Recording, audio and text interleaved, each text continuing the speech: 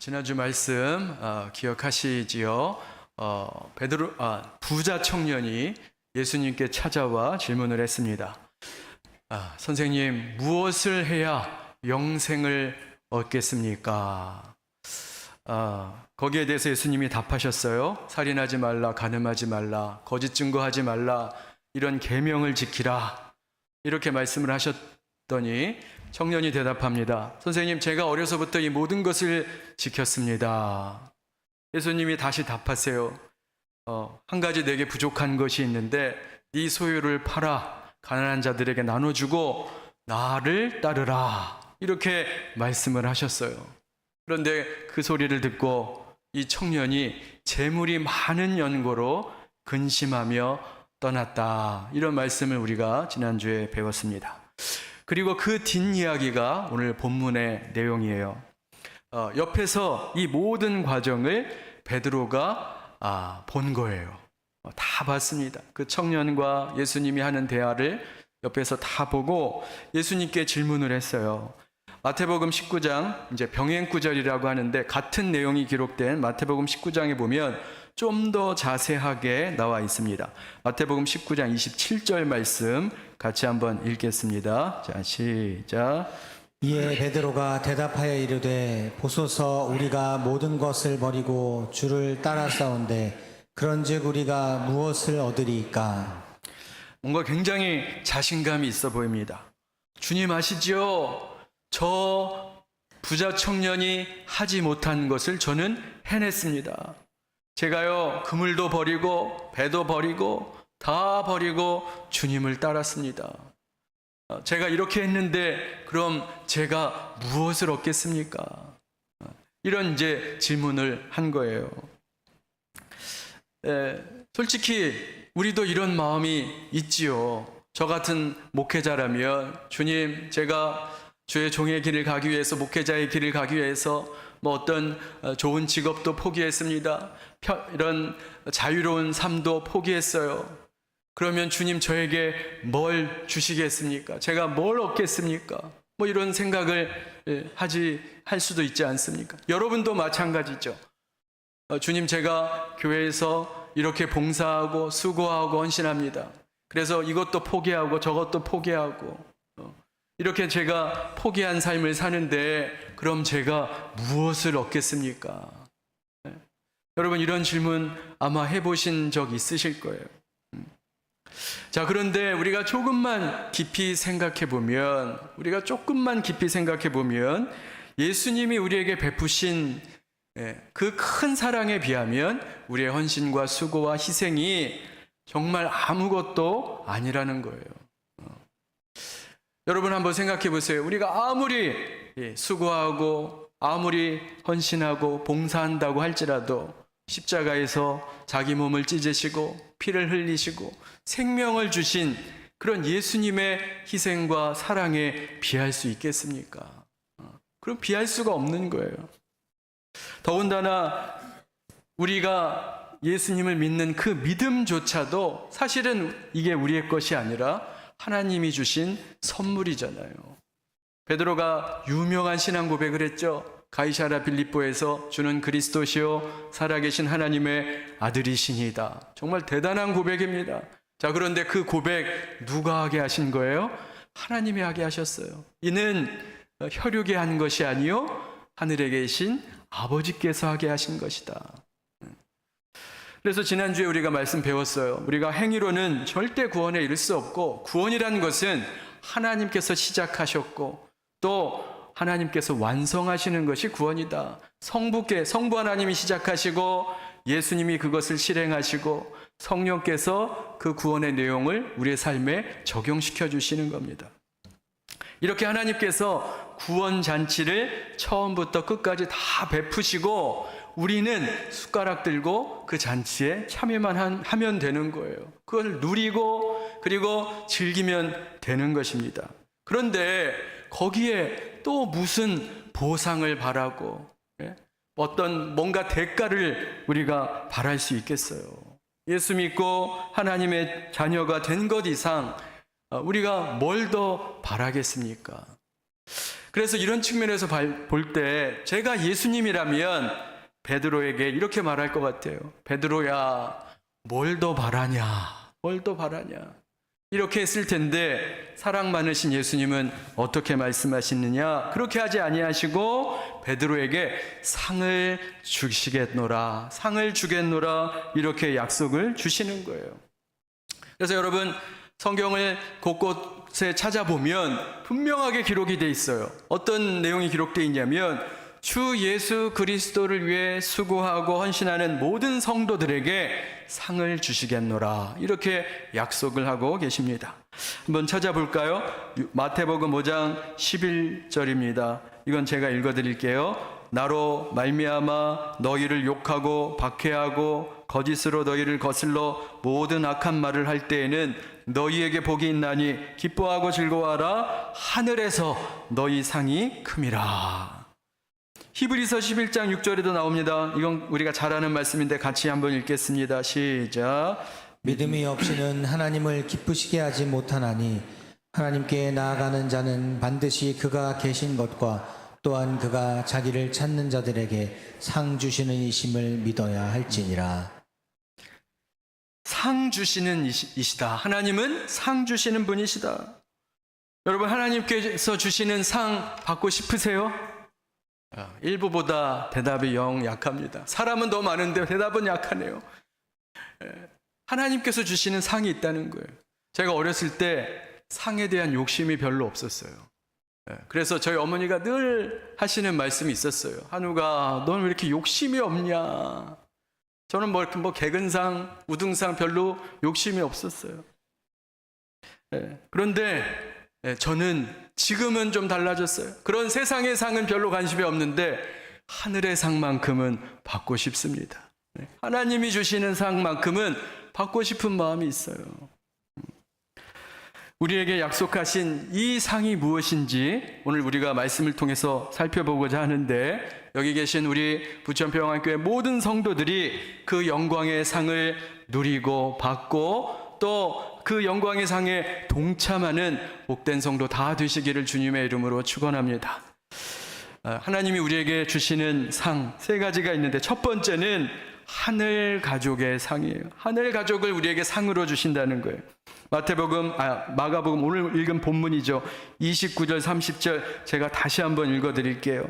예수께서 이르시되 내가 진실로 너희에게 이르노니 나와 복음을 위하여 집이나 형제나 자매나 어머니나 아버지나 자식이나 전토를 벌인 자는 현세에 있어 집과 형제와 자매와 어머니와 자식과 전토를 100배나 받되 박해를 겸하여 받고 내세에 영생을 받지 못할 자가 없느니라.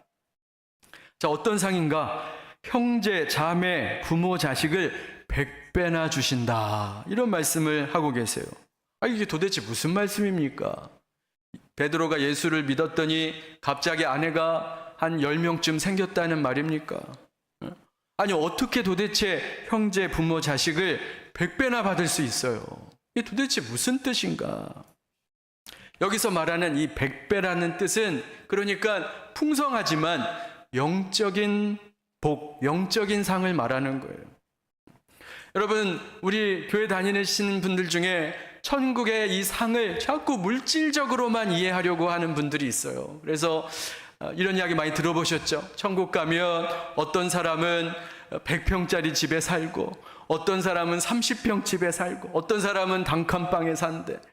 또 어떤 사람 봉사하고 충성하고 열심히 수고하고 섬긴 사람은 천국 가서 벤츠 타고 어떤 사람은 티코, 여러분 티코 아세요?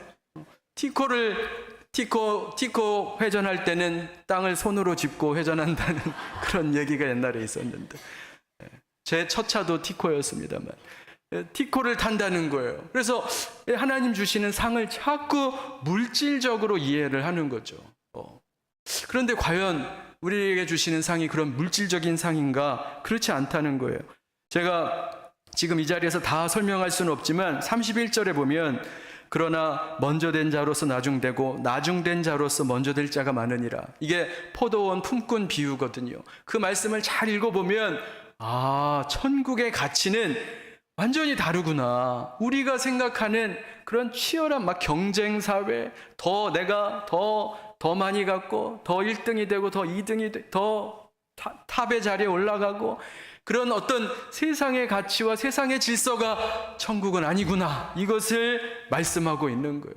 그러니까 여러분, 천국에서 우리가 누리는 그 하나님이 주시는 상의 개념이 우리의 생각과 가치 개념이 아니라는 거죠. 지금은 우리가 이 세상에 살 때는 물질이 최고고 어떤 이 현세적인 그런 눈에 보이는 것들이 최고의 가치를 안다면 천국에서는 그런 것들이 의미가 없어지는 거예요. 자, 그래서 지금 여기에서 말하는 100배나 되는 복, 100배나 되는 그 형제, 자매, 부모와 자식은 어떤 이런 눈에 보이는 이것이 아니라 영적인 가족, 하늘 가족, 교회 공동체를 말하고 있는 거예요. 그러니까 혈육적인 관계를 말하는 게 아니라 영적인 관계, 하늘 가족의 관계를 말하는 것입니다. 자, 그런데 눈에 띄는 것은 뭐냐면 그 하늘 가족의 복을 천국 가서 죽어서 누리는 것이 아니라 현세에 있어서도 누리게 된다. 이 땅에서도 그 하늘 가족의 복을 누릴 수 있다. 이렇게 예수님이 말씀하시는 거예요. 그러니까 당시 예수를 믿는 이유로 성도들이 가족에게 핍박을 받고 가족에게 쫓겨나고 그런 사람들이 많았어요. 근데 하나님께서 그런 사람들에게 새로운 가족을 붙여주신다는 거예요. 힘들고 어려운 이 땅을 살아가는 성도들에게 이 영적 가족, 하늘 가족, 교회 공동체를 통해서 성도들을 위로하고 힘을 주시겠다는 그런 예수님의 약속의 말씀입니다. 자, 그래서 예수님이 마태복음 12장 48절에 이렇게 말씀하셨어요. 우리 같이 한번 읽어보겠습니다. 누가 내 가족이냐? 라는 질문에 대해서 예수님이 이렇게 대답하셨어요. 같이 한번 읽겠습니다. 시작. 누가 내 어머니이며 내 동생들이냐 하시고 손을 내밀어 제자들을 가리켜 이르시되 나의 어머니와 나의 동생들을 보라. 누구든지 하늘에 계신 내 아버지의 뜻대로 행하는 자가 내 형제요 자매요 어머니이니라. 그러니까 복음을 받아들인 사람이 내 어머니가 되고 복음을 받아들인 사람이 내 형제가 된다. 이걸 말씀하고 있는 거예요. 그게 새로운 가족이다. 새로운 가족이다. 그래서 교회 공동체라는 것은 어떤 곳이냐? 하나님께서 하늘 가족, 새로운 영적인 가족으로 이 땅에 세우신 가족 공동체가 바로 교회라. 이렇게 말씀하고 있는 겁니다. 자, 그래서 초대교회의 모습을 보면 야, 이거 진짜 가족의 모습이네. 이런 느낌을 받는 모습을 우리가 보게 되는 거예요. 사도행전 2장 44절, 46절. 우리가 잘 아는 말씀이에요. 제가 읽어드릴게요. 믿는 사람이 다 함께 있어 모든 물건을 서로 통용하고 또 재산과 소유를 팔아 각 사람의 필요를 따라 나눠주며 날마다 마음을 같이하여 성전에 모이기를 힘쓰고 집에서 떡을 떼며 기쁨과 순전한 마음으로 음식을 먹고. 잘 보세요. 그냥 어떤 선입견이나 사전 지식을 갖고 보지 마시고 그냥 딱 보면 이 모습이 지금 어떤 모습이에요? 가족의 모습이라는 거예요. 예? 배고픈 사람 굶지 않게 해주고, 헐벗은 사람 입혀주고, 필요 있는 사람 채워주고, 이게 이제 가족의 모습이잖아요. 오늘날 참으로 안타깝게도 가족에서 이런 모습이 사라지고 있긴 합니다만 어쨌거나 우리가 아는 가족은 이런 모습이에요. 근데 과연 이런 모습이 교회 안에서 가능한가? 이런 의심이 들지요. 사실 그래요. 연약한 죄인들, 부족한 죄인들이 모인 교회 안에서 이런 모습으로 매일 살아간다는 것은 어렵습니다. 사실 초대교회도 이런 모습을 항상 유지했던 건 아니에요. 그들이 어떤 특정 기간에 이런 가족 공동체의 모습을 이루었는데 정말 이것이 오늘날 우리에게도 가능한가? 그런데 성경은 우리에게 말하는 거죠. 성령으로 충만하면, 우리가 은혜 받으면 그것이 잠시일지라도, 순간이라도 우리 안에도 이런 가족의 모습이 나타날 수 있다. 이것을 우리에게 말씀하고 있는 것입니다. 제가 합신에서 이제 공부하면서 전도사 사역을 했어요. 그때 저희 부모님은 인도에서 선교 사역을 하고 계셨고, 저는 이제 교회 한 작은 방을 하나 얻어서 자취 생활을 하고 있었습니다. 그래서 이제 학교 합신에 가서 월요일부터 금요일까지 열심히 공부했어요. 얼마나 이 합신이 공부를 아주 빡세게 시키기로 유명한 거예요. 아주 정말 공부를 많이 시키는데 시험 공부하는데 잠도 못 자고 너무 진을 다 뺀 겁니다. 교회 왔는데 제가 몸살이 난 거예요. 아주 심한 몸살이 나서 끙끙 앓아 누웠어요.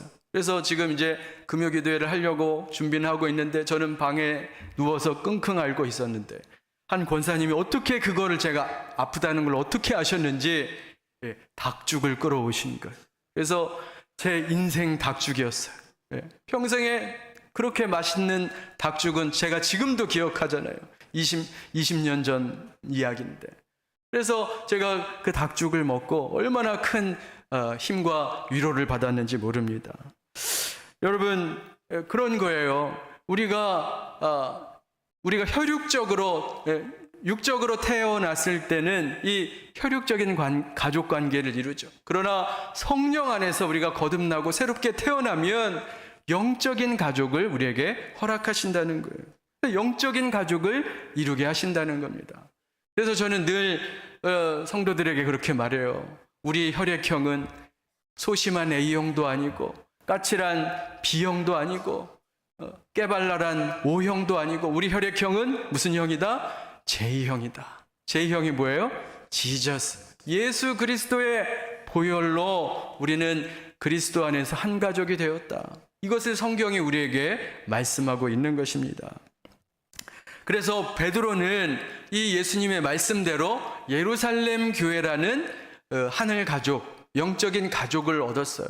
그가 그물을 버리고 배를 버리고 아버지를 떠나서 이렇게 예수의 제자의 길을 갔는데 새로운 가족을 얻게 됐어요.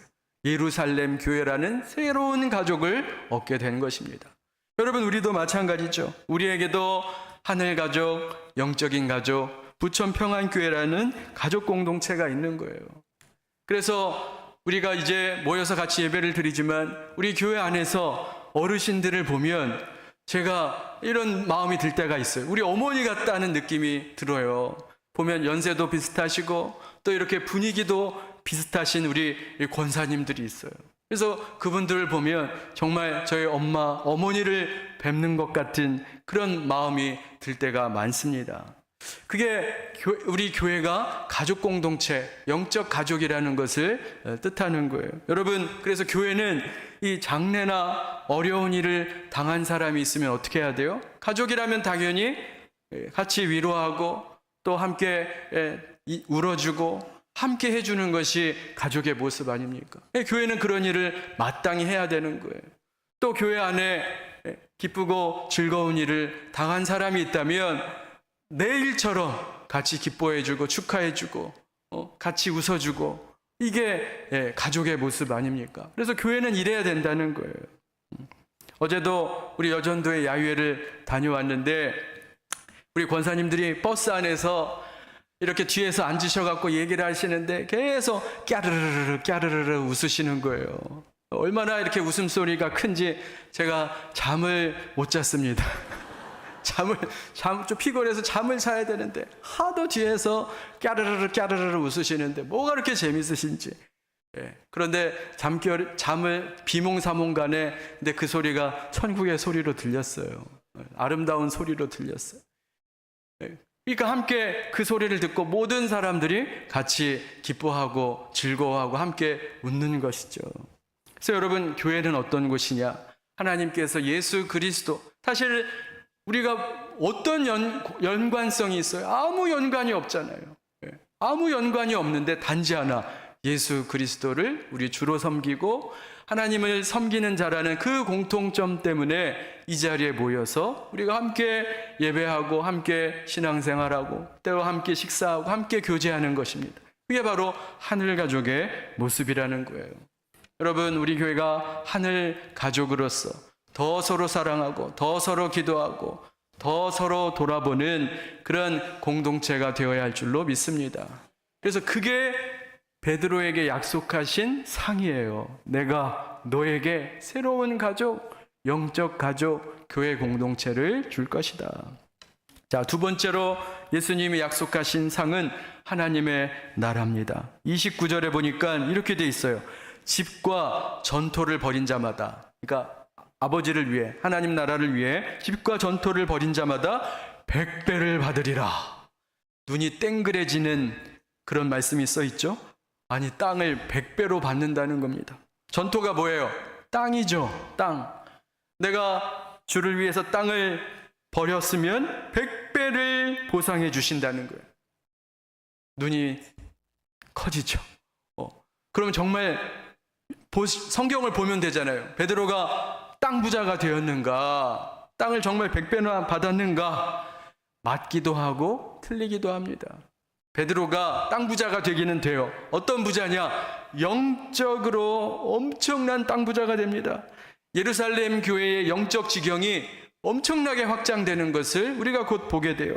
사도행전 1장 8절의 말씀 우리 같이 한번 읽겠습니다. 자, 시작. 오직 성령이 너희에게 임하시면 너희가 권능을 받고 예루살렘과 온 유대와 사마리아와 땅끝까지 이르러 내 증인이 되리라 하시니라. 그 베드로가 섬기는 예루살렘 교회의 지경이 어디까지 넓어집니까? 예루살렘과 온 유대야와 사마리아와 땅끝까지 이르러 그 지경이 넓어진다는 거예요. 네. 하나님 나라가 확장되고 땅끝까지 하나님의 통치가 임하게 된다. 정말 땅 부자가 된 거예요. 뭐 등기부상에 이름이 올라가서 부자가 된 게 아니라 영적인 지경이 열방에까지 이르게 되었다. 여러분, 성경에 보면 성도에게 땅을 주시겠다는 약속을 많이 하세요. 그런데 성도가 땅을 갖게 된다는 이 약속은 건물주가 된다는 약속이 아니에요. 교회를 통해 온 세상에 복음이 증거되고, 교회를 통해서 하나님의 나라가 확장되고 하나님의 통치가 임하게 될 것임을 약속하고 있는 것입니다. 요즘 새벽에 우리가 창세기 말씀을 보고 있어요. 정말 은혜가 많이 되는데, 여러분들도 이제 창세기 말씀 이제 다 보시고 계실 텐데, 그 말씀을 자세히 보면 하나님께서 계속 하나님의 사람들에게 반복적으로 약속을 주세요. 아브라함에게 약속을 주시고, 이삭에게 약속을 주시고, 야곱에게 약속을 주시는데, 이게 다 다른 게 아니라 다 똑같아요. 어떤 약속이냐? 두 가지입니다. 첫 번째는 많은 후손 주시겠다는 거예요. 그리고 두 번째는 땅을 주시겠다는 거예요. 이 두 가지 약속이에요. 그런데 제가 그 말씀을 잘 보면서 깨달은 것이 있어요. 그게 뭐냐? 아, 그렇구나. 아브라함에게만 주신 것이, 약속을 주신 게 아니라, 야곱에게만 이 약속 주신 것이 아니라 아브라함의 영적 후손들인 저와 여러분, 우리에게도 똑같은 약속을 주셨다는 것을 제가 깨닫게 되었어요. 그래서 오늘 본문에도 보면 예수님이 약속하신 그 상이 뭐예요? 하늘 가족들이잖아요. 그 후손들, 그리고 하나님의 나라, 땅 주겠노라, 하나님 나라 주시겠다고 하는 거예요. 이게 그래서 우리에게 주시는 하나님의 약속이 이 두 가지예요. 하늘 가족 주고 하나님 나라 주겠다. 그 약속을 동일하게 우리에게도 주시는 겁니다. 자, 그래서 우리 부천평안교회가 추구하는 비전이 선교적 교회예요. 여러분, 선교적 교회가 뭡니까? 두 가지예요. 선교적 교회, 다음 세대, 우리 후손들, 영적 후손들 살리고 부흥시키고 그들을 많이 보는 게, 그게 선교적 교회입니다. 또 동일하게 우리 교회를 통해서 하나님의 나라, 하나님의 지경이 확장되는 거예요. 이 소사지역과 범박동과 부천과 거기서 더 나아가서 대한민국과 열방에 이르기까지 우리 교회를 통해서 하나님의 복음이 증거되고 하나님 나라가 확장되기를 소망하고 열망하는 것이 바로 선교적 교회인 줄로 믿습니다. 그래서 우리가 추구하는 비전과 꿈이 그거예요. 여러분들의 삶도 마찬가지죠. 여러분들의 삶이 일상의 삶 속에서 여러분들이 선교적 삶을 살아낸다면 여러분의 자녀와 가정과 이웃과 일터 가운데 하나님의 나라가 임하고 하나님의 통치가 임하고 거기에 하나님의 이름이 높여지는 거예요. 그게 바로 선교적 교회, 선교적 성도의 모습이라는 겁니다. 근데 이게 우리에게 영광이라는 거예요. 이게 우리에게 상급이라는 거예요. 내 이름으로 등기된 땅이 한 평이 없어도 우리의 영적 지경이, 하나님 나라가 이 땅에 확장되고 이렇게 하나님의 나라가 임하는 것이 우리에게 큰 상급이다. 이것을 우리에게 말씀하고 계시는 겁니다. 세 번째로 예수님이 베드로에게 약속하신 상은 뭐냐? 하나님의 위로와 인정이에요. 저는 이 세 번째 상이 가장 중요하고 가장 영광스러운 상이라고 생각합니다.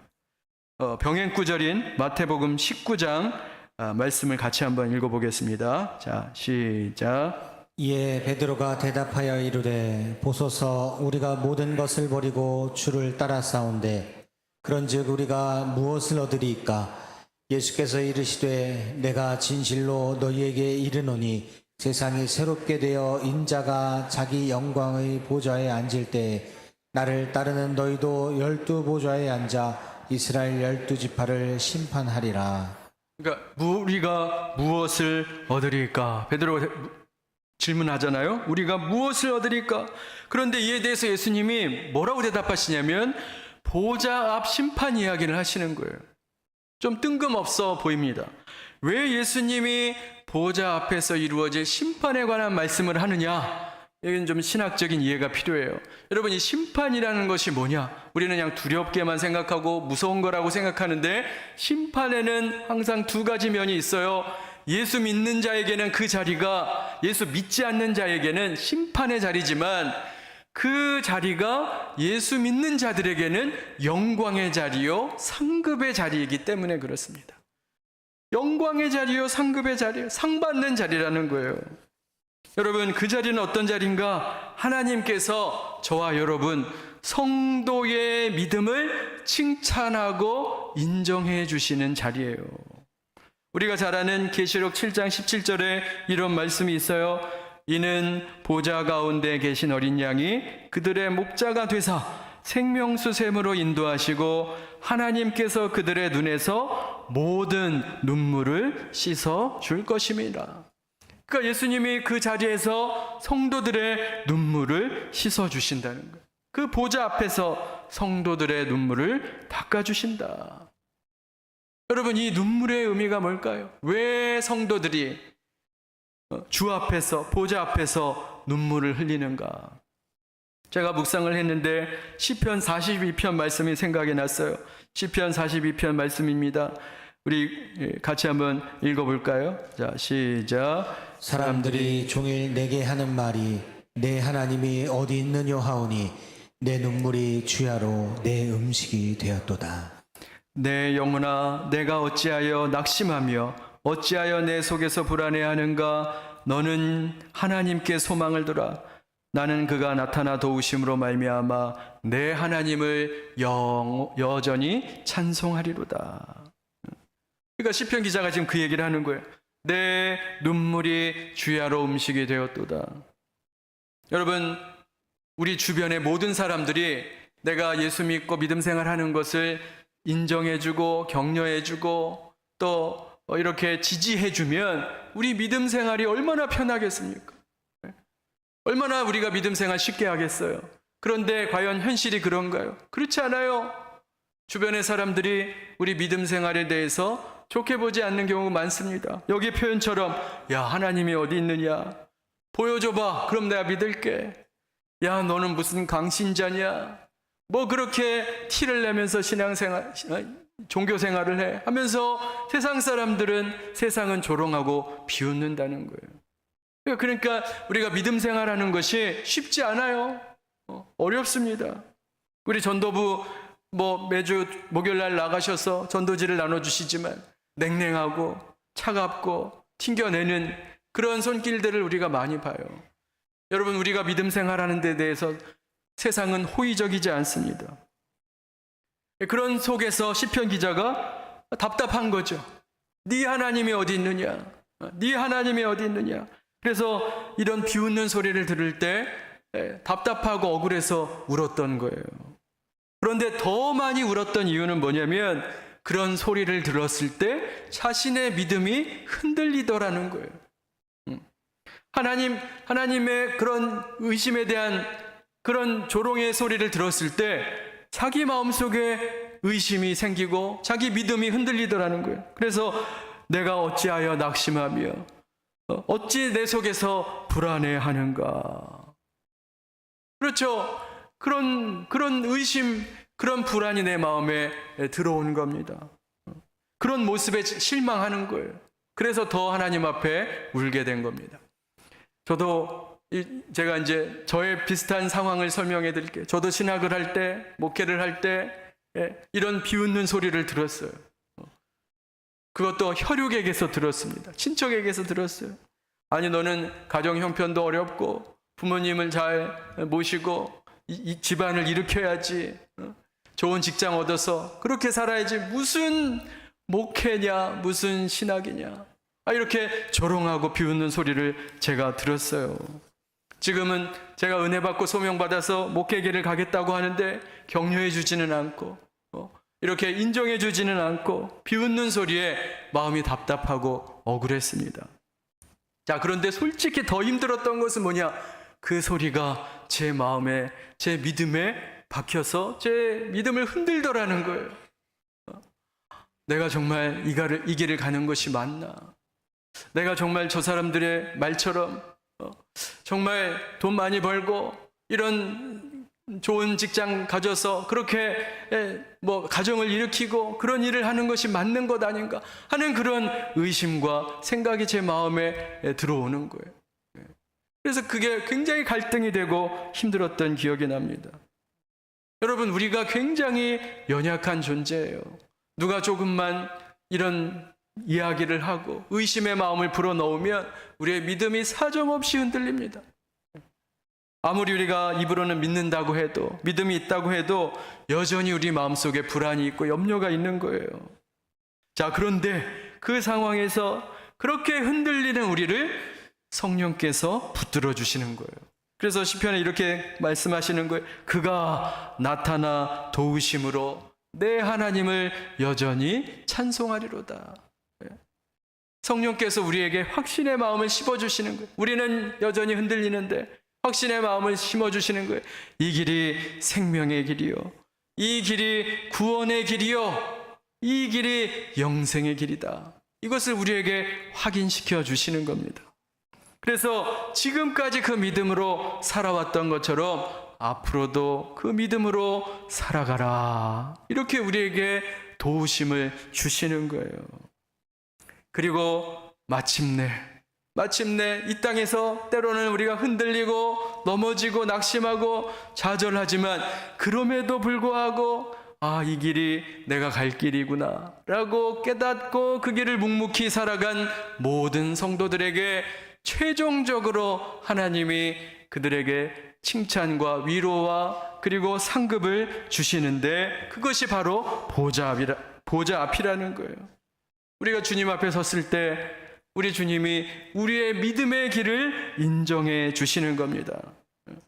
착하고 충성된 종아, 즐거움에 참여할지어다. 한우가 네가 그동안 이 땅에서 믿음으로 산 것 잘한 것이다.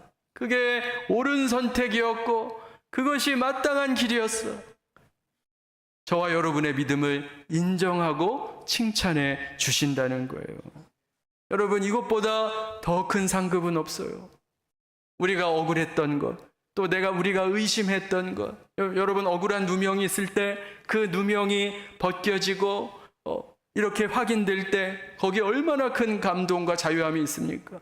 여러분, 우리가 이 땅에서 믿음으로 살 때 힘들고 어려웠던 모든 그 믿음의 과정들이 옳은 길이었다, 바른 길이었다, 그것이 하나님이 원하시는 길이었다는 것이 드러날 때 이게 우리에게 큰 영광과 기쁨이 된다는 것입니다. 여러분, 이 하나님의 위로와 인정을 기대하세요. 한우가 네가 정말 잘했다, 수고했다, 애썼다, 이 하나님의 칭찬과 위로가 저와 여러분의 가장 큰 상급인 줄로 믿습니다. 여러분, 살면서 느끼시잖아요. 믿음으로 사는 것이 쉽지 않습니다. 때로는 힘들고, 때로는 지치고, 때로는 고난도 있고, 때로는 비웃음과 조롱도 있어요. 그러나 언젠가 우리가 주님 앞에 섰을 때 우리 주님이 말씀하실 거예요. 그게 옳은 길이었다, 그게 바른 길이었다, 그렇게 열심히 믿음으로 달려간 우리들에게 하나님께서 인정해 주시고 칭찬해 주실 겁니다. 저와 여러분이 그 날을 소망하면서 우리에게 주신 하나님의 복, 하나님의 상을 이 땅에서 누리고 영적인 가족, 우리 하늘 가족과 하나님의 나라의 그 상을 누리고 언젠가 주님 앞에 섰을 때 다 하나님 앞에 인정받고 칭찬받는 복된 믿음의 삶이 되시기를 주님의 이름으로 축원합니다. 기도하겠습니다. 하나님 아버지, 오늘 말씀을 통해 우리가 누려야 할 그 상급이 무엇인지 다시 한번 깨닫게 하심을 감사합니다. 우리에게 하늘 가족, 교회 공동체를 허락하여 주심을 감사합니다. 우리가 믿음으로 더 성령 충만함을 받아 이 땅에서 하늘 가족을 누리며 살아갈 수 있게 하여 주옵소서. 하나님, 우리 교회를 통하여 하나님 나라가 확장되기를 원합니다. 이것이 우리에게 큰 영광이요 기쁨 되게 하시고 우리의 교회의 지경이 아버지여 열방을 향해 갈 수 있도록 은혜 베풀어 주옵소서. 하나님 아버지, 우리가 먼 훗날 주님 앞에 섰을 때 우리의 믿음의 삶을 칭찬하시고 위로하시고 인정하실 하나님을 기대하며 소망합니다. 때로는 믿음의 길이 힘들고 어려울지라도 아버지, 그 날을 기대하며 그 믿음의 길을 묵묵히 걸어가는 저희들 모두가 되게 하여 주옵소서. 예수님의 이름으로 기도하옵나이다. 아멘.